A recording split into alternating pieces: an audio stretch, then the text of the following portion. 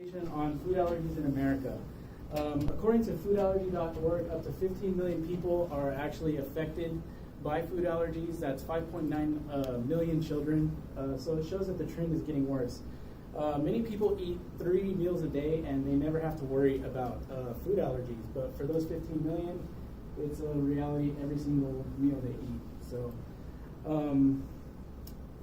basically, after the conclusion of my speech, you should be informed of the symptoms, the actual foods that give you food allergies, and the treatments that help those symptoms once you have them. So let's go to the next slide. So 1 in 13 children, or 2 per every classroom, are affected with a food allergy. Let's go with the symptoms now. They can be as minute as hives, small rashes, trouble breathing, dizziness, vomiting. The worst thing you want to avoid is anaphylaxis. That's basically when your body shuts down. Basically, there's a problem with the way it works. Breathing, something's going on. And there's only one treatment for that, and I'll go over that later. Let's see. Let's go to the different types of allergies. And I found all my information for the different types of food allergies from the American College of Allergy, Asthma, and Immunology.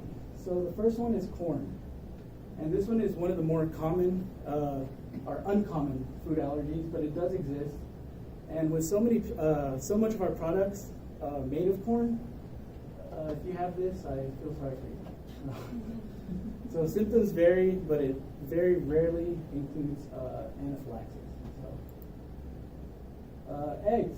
This one is mainly in children. Less than 2% of children actually suffer from this.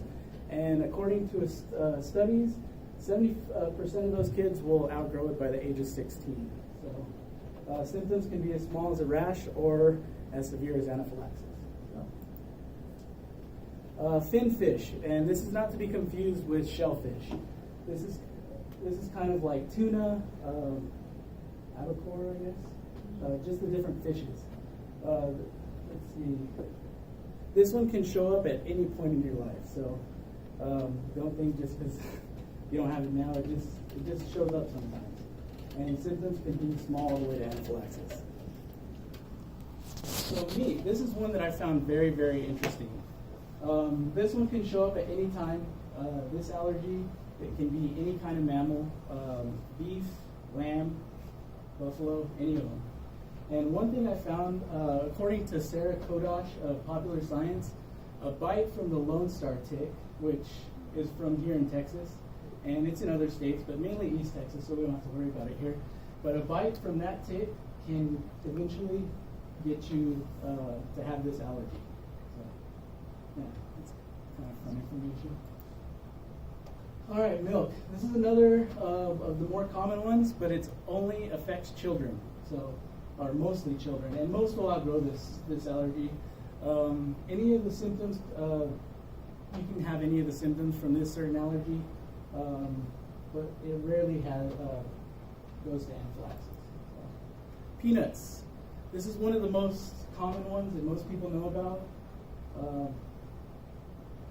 Symptoms can be hives, itchy skin, nausea, runny nose, congestion, anaphylaxis. So, shellfish, and like I said earlier, this one's not to be confused with finfish. There's 2 different types of shellfish. There's crustaceans and mollusks. Crustaceans are your shrimp, crabs. I forget the other one. Mollusks are like oysters, stuff like that.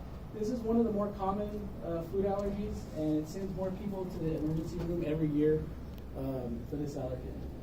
And according to kidshealth.org, you can be allergic to either type of shellfish. You don't have to just shellfish in general, or you can be allergic to both. So it's healthy to know which one you're allergic to. Tree nuts. This one is also one of the most common related to anaphylaxis. So you always, with this one, it's a dangerous one. And the different types of tree nuts are almonds, cashews, walnuts, pine nuts, and lychee nuts.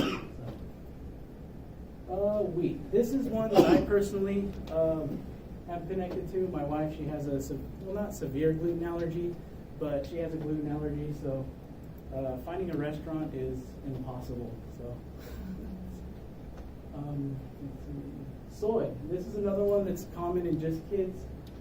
They outgrow it by the age of 10, and symptoms vary, but rarely do they result in anaphylaxis. All right, now let's talk about the treatments. For all these different food allergies, it's nice because there's only one treatment, and that's epinephrine. And basically what epinephrine is it is basically our way of how we made adrenaline. And adrenaline basically increases the blood flow in your muscles, and when you have swelling, that's exactly what you need, because the blood flow in your muscle releases the swelling and enables you to breathe again. So, let's see, more treatment. So, according to Wesley Burks, he did a study at Duke University, and he basically gave a kid small doses of peanuts and increased it slowly over a year. And after like 1 or 2 years, that kid was eating peanuts, like our peanut M&Ms, just throwing them back. So you can do certain treatments like that. And I found on WebMD that the best, most effective treatment is just to know what's in your food. But unfortunately, for a lot of people, certain people have died where they thought they were getting like a peanut-free dish. They ate the dish, and you know, they didn't have like epinephrine on them, so that's what happened. But that's all. So hopefully you guys have a good understanding of the symptoms, the certain foods that cause them, and treatments, and how to like spot them whenever it's happening to people. So, any questions? You guys ready to go home? Thank you.